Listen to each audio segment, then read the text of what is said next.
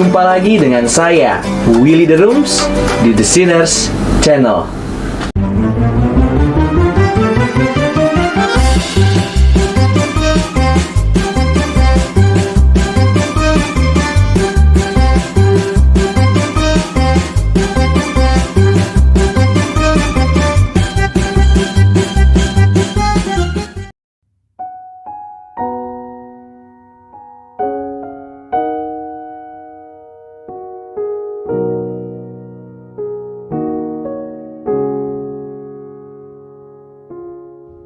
Purgatori atau api penyucian adalah dogma Gereja Katolik Roma.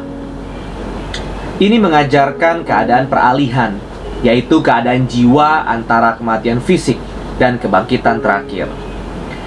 Katolik Roma mengajarkan 3 kemungkinan tujuan bagi jiwa yang telah meninggal. Menurut Katekismus Gereja Katolik, paragraf 1030, semua orang yang mati dalam rahmat dan persahabatan Allah tetapi masih disucikan secara tidak sempurna, memang dijamin keselamatan kekal mereka. Tetapi setelah kematian mereka menjalani pemurnian untuk mencapai kekudusan yang diperlukan untuk memasuki kebahagiaan surga. Konsili Vatikan II halaman 63 mengatakan, kebenaran telah diwahyukan secara ilahi bahwa dosa diikuti dengan hukuman. Kekudusan dan keadilan Allah menimpa mereka. Dosa harus ditebus. Ini dapat dilakukan di bumi ini melalui kesedihan, kesengsaraan, dan pencobaan dalam hidup ini, dan di atas segalanya melalui kematian. Jika tidak, penebusan harus dilakukan di kehidupan berikutnya melalui api dan siksaan atau hukuman pemurnian. Proses penyucian ini terjadi di tempat yang ditetapkan oleh Gereja Katolik sebagai api penyucian. Menurut doktrin Katolik, api penyucian tidak seharusnya menjadi tempat hukuman, tetapi pemurnian. Sifat pemurnian ini menurut para teolog Katolik yang berbeda berkisar dari kesadaran yang ekstrim akan kehilangan hingga api pemurnian yang intens dan menyakitkan. Menurut doktrin Roma Katolik, meskipun seseorang mungkin berada dalam keadaan rahmat, ia tidak dapat masuk surga sampai ia disucikan dari dosa-dosa yang tidak ditangani di bumi. Baptisan menghapuskan dosa-dosa yang dilakukan sampai saat itu, tetapi doa, indulgensi, penebusan dosa, absolusi, dan misa adalah sarana yang dengannya orang berdosa dapat menebus dosa yang dilakukan setelah pembaptisan. Jika dosa tidak dihapuskan setelah kematian, ia harus menderita api penyucian sampai ia cukup dibersihkan dan murni untuk masuk ke hadirat Allah. Selain itu, syafaat dapat dilakukan oleh umat Katolik atas nama mereka yang saat itu berada di api penyucian. Hal ini juga dilakukan melalui misa, tindakan penebusan dosa tertentu, berdoa rosario, atau dengan indulgensi di mana manfaatnya diterapkan kepada orang mati di api penyucian. Tapi, api penyucian bukan untuk semua orang. Bayi-bayi yang dibaptis yang telah meninggal sebelum usia pertanggungjawaban dan orang-orang kudus Katolik yang menjalani kehidupan suci seperti itu dibebaskan dari api yang memurnikan.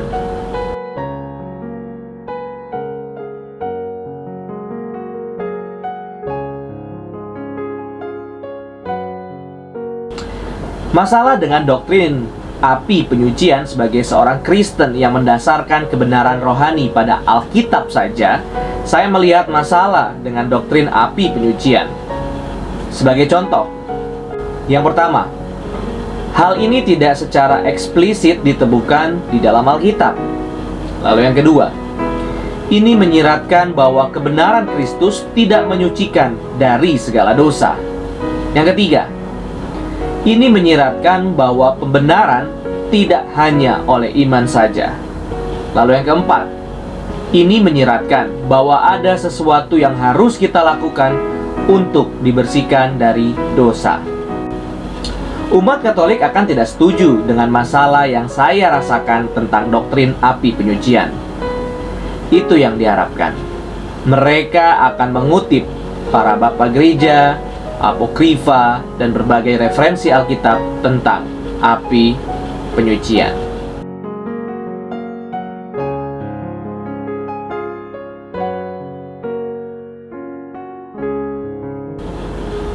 Bila kita melihat dari tulisan-tulisan bapak-bapak gereja, kita dapat temukan bahwa ada beberapa bapak-bapak gereja yang mendukung akan doktrin ini, dan di sisi lain ada bapak-bapak gereja yang tidak mendukung tentang purgatori.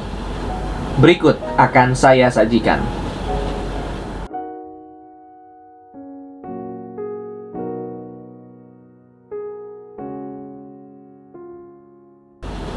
Yang pertama adalah tulisan-tulisan bapak-bapak gereja yang mendukung akan doktrin ini. Tertullian, tahun 155 sampai 220. Kami mempersembahkan kurban bagi orang mati pada hari ulang tahun mereka, tanggal kematian sampai lahir ke dalam hidup yang kekal. Tertullian, dalam bukunya The Crown 3, ayatnya yang ketiga. Lalu yang kedua, dari Chrysostom, tahun 349 sampai 407. Mari kita bantu dan peringati mereka. Jika putra Ayub disucikan oleh pengorbanan ayah mereka dalam Ayub 1 ayat 5, mengapa kita meragukan bahwa persembahan kita untuk orang mati membawa penghiburan bagi mereka? Marilah kita tidak ragu-ragu untuk membantu mereka yang telah meninggal dan memanjatkan doa bagi mereka. Dalam bukunya Homilies on 1 Corinthians 41 verse 5. Lalu yang ketiga, Agustinus, tahun 354 sampai 430. Hukuman sementara dialami oleh beberapa orang dalam kehidupan ini saja, oleh beberapa orang setelah kematian, oleh beberapa orang baik di sini maupun di akhirat, tetapi semuanya sebelum penghakiman terakhir dan terberat itu. Tetapi tidak semua yang menderita hukuman sementara setelah kematian akan datang ke hukuman kekal yang akan mengikuti setelah penghakiman itu. City of God 21 ayat 13. Kita masuk ke tulisan-tulisan dari bapak-bapak gereja yang tidak mendukung akan doktrin ini. Yang pertama, Aprahat 270 sampai 345. Karena ketika manusia mati, roh binatang dikuburkan dengan tubuh dan akal disingkirkan darinya. Tetapi roh surgawi yang mereka terima berjalan menurut sifatnya kepada Kristus. Dan kedua hal ini telah diberitahukan oleh Rasul, karena dia berkata, tubuh dikuburkan dalam kebijaksanaan hewan dan bangkit kembali dalam kebijaksanaan spiritual. Roh kembali kepada Kristus menurut sifatnya. Karena Rasul berkata lagi, ketika kita akan meninggalkan tubuh kita, akan bersama dengan Tuhan kita. Karena roh Kristus yang diterima oleh orang-orang rohani pergi kepada Tuhan kita. Tetapi iman kita mengajarkan demikian, bahwa ketika manusia tertidur, mereka tidur nyenyak ini tanpa mengetahui yang baik dari yang jahat. Dan orang-orang benar tidak mengharapkan janji-janji mereka. Dan orang-orang fasik tidak menantikan hukuman-hukuman mereka, sampai hakim datang dan memisahkan mereka yang tempatnya di sebelah kanannya dari mereka yang tempatnya di sebelah kirinya. Demonstrasi 6 ayat 14, lalu ada pasal 8 ayat 20, pasal 8 ayat 22 sampai 23, dan pasal 22 ayat 9. Lalu yang kedua, Agustinus kembali. Agustinus memiliki pandangan yang awal adalah mendukung dan yang sekarang tidak mendukung. Dan bukan tidak mungkin sesuatu yang serupa dapat terjadi bahkan setelah kehidupan ini. Ini adalah masalah yang dapat diselidiki dan dipastikan atau dibiarkan diragukan. Apakah beberapa orang percaya akan melewati semacam api penyucian dan dalam proporsi seperti mereka telah mencintai dengan lebih atau kurang barang-barang yang binasa, kurang atau lebih cepat terkirim darinya. Di Enchiridion halaman 69. Lalu yang ketiga, Polikarpus tahun 69 sampai 150. Ini dilakukan dalam jaminan bahwa semua ini tidak berjalan dengan sia-sia, tetapi dalam iman dan kebenaran, dan bahwa mereka sekarang berada di tempat yang semestinya di hadirat Tuhan, yang dengannya mereka juga menderita, karena mereka tidak mencintai dunia yang sekarang ini, tetapi Dia yang telah mati untuk kita dan demi kita dibangkitkan oleh Allah dari antara orang mati. Surat Polikarpus kepada jemaat Filipi yang ke-9. Dari contoh pernyataan beberapa bapak-bapak gereja yang tidak mendukung purgatori, jelas bahwa ketika kematian orang percaya tidak ada tempat perhentian. Artinya, langsung bersama Kristus dalam kekekalan. Dari pandangan bapak-bapak gereja, kita dapat lihat ada perbedaan di antara mereka. Perbedaan di antara mereka masing-masing mengenai purgatori.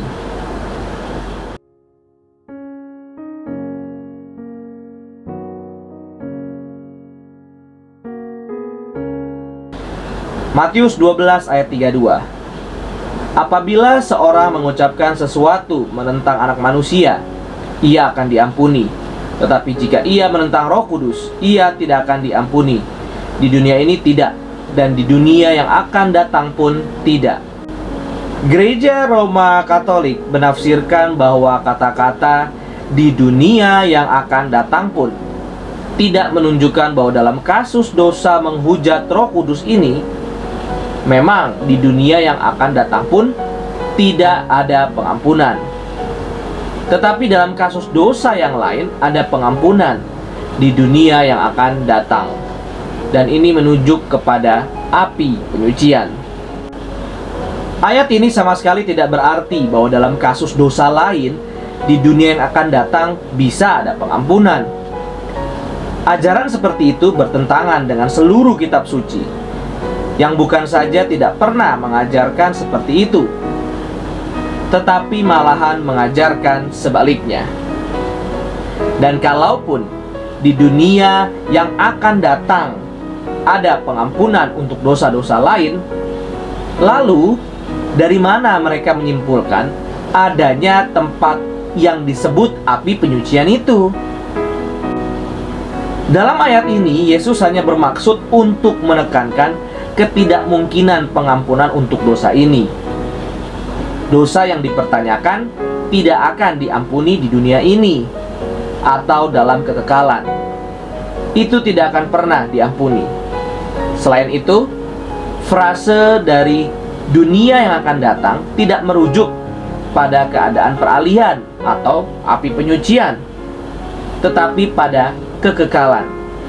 Dosa yang tidak dapat diampuni terhadap Roh Kudus tidak akan diampuni dalam kehidupan ini, atau pada saat kematian, atau pada hari penghakiman, atau di zaman kekekalan yang tak berkesudahan. Dalam Markus 10 ayat 30 dan Markus 18 ayat 30, Yesus berbicara tentang kehidupan yang kekal di dunia yang akan datang.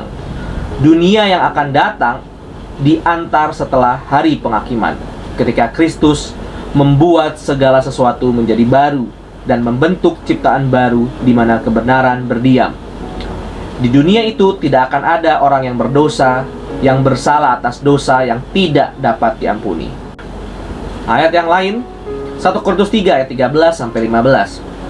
Sekali kelak pekerjaan masing-masing orang akan nampak, karena hari Tuhan akan menyatakannya. Sebab ia akan nampak dengan api, dan bagaimana pekerjaan masing-masing orang akan diuji oleh api itu. Jika pekerjaan yang dibangun seseorang tahan uji, ia akan mendapat upah. Jika pekerjaannya terbakar, ia akan menderita kerugian, tetapi ia sendiri akan diselamatkan, tetapi seperti dari dalam api. Teks ini sama sekali tidak cocok untuk digunakan sebagai dasar dari doktrin tentang api penyucian, karena dalam teks ini api itu jelas bersifat simbolis, bukan hurufiah. Sedangkan api dalam api penyucian merupakan api yang hurufiah. Dalam teks ini api itu menguji, tetapi dalam api penyucian apinya menghukum. Dalam teks ini juga, api itu ditujukan pada pekerjaan atau pelayanan seseorang. Dalam api penyucian, apinya ditujukan kepada orangnya sendiri. Lalu yang berikutnya, Yudas 22 sampai 23. Tunjukkanlah belas kasihan kepada mereka yang ragu-ragu. Selamatkanlah mereka dengan jalan merampas mereka dari api. Tetapi tunjukkanlah belas kasihan yang disertai ketakutan kepada orang-orang lain juga. Dan bencilah pakaian mereka yang dicemarkan oleh keinginan-keinginan dosa. Kata-kata yang saya garis bawahi itu tidak sama sekali berarti bahwa kita harus melepaskan orang-orang yang sudah mati dari api penyucian. Artinya adalah kita harus berusaha supaya orang-orang, yaitu yang masih hidup, bukan yang sudah mati, tidak masuk ke neraka. Caranya jelas dengan memberitakan Injil kepada mereka. Bersyukur reformasi gereja membawa kekristenan kembali kepada kebenaran Alkitab. John Calvin turut berkomentar mengenai ajaran purgatori ini. Kita harus berseru dengan teriakan, tidak hanya dari suara kita, tetapi juga tenggorokan dan paru-paru kita, bahwa api penyucian adalah fiksi yang mematikan dari setan, yang membatalkan salib Kristus, menimbulkan penghinaan yang tak tertahankan atas belas kasihan Tuhan, dan membalikan serta menghancurkan iman kita. Darah Kristus adalah satu-satunya pelunasan bagi dosa-dosa orang percaya, satu-satunya penebusan, satu-satunya penyucian. Apa yang tersisa selain mengatakan bahwa api penyucian hanyalah penghujatan yang mengerikan terhadap Kristus? Dalam bukunya Institusi, buku yang ketiga, volume ketiga, vers ke-6. Biarkan kita kembali kepada apa yang Alkitab katakan. Orang yang betul-betul percaya kepada Yesus harus yakin akan keselamatannya sesuai dengan 1 Yohanes 5 ayat 13 berbunyi, semuanya ini kutuliskan kepada kamu, supaya kamu yang percaya kepada nama Anak Allah tahu bahwa kamu memiliki hidup yang kekal. Juru selamat kita tidak mati di kayu salib untuk membayar hanya sebagian dari dosa-dosa kita, tetapi untuk semuanya. Juru selamat kita tidak mati di kayu salib untuk menyelamatkan jiwa kita dari neraka dan kemudian meninggalkan kita hukuman sementara yang kita harus tanggung sendiri. Juru selamat kita mati bagi kita di kayu salib untuk menghapus semua hukuman dari kita. Ketika Yesus sendiri telah menyucikan dosa-dosa kita, Dia duduk di sebelah kanan yang mulia di tempat tinggi. Ibrani 1 ayat yang ketiga. Sebab oleh satu korban saja Yesus telah menyempurnakan untuk selama-lamanya mereka yang dikuduskan. Ibrani 10 ayat 14. Yang menanggung dosa kita sendiri dalam tubuhnya di kayu salib. 1 Petrus 2 ayat 24. Darah Yesus Kristus anaknya menyucikan kita dari segala dosa. 1 Yohanes 1 ayat 7. Jika kita mengaku dosa kita, maka Ia adalah setia dan adil untuk mengampuni segala dosa kita dan menyucikan kita dari segala kejahatan. 1 Yohanes 1 ayat 9. Dan kamu tahu bahwa Dia dinyatakan untuk menghapus dosa-dosa kita, dan di dalam Dia tidak ada dosa. 1 Yohanes 3 ayatnya yang kelima. Terima kasih. Tuhan Yesus memberkati.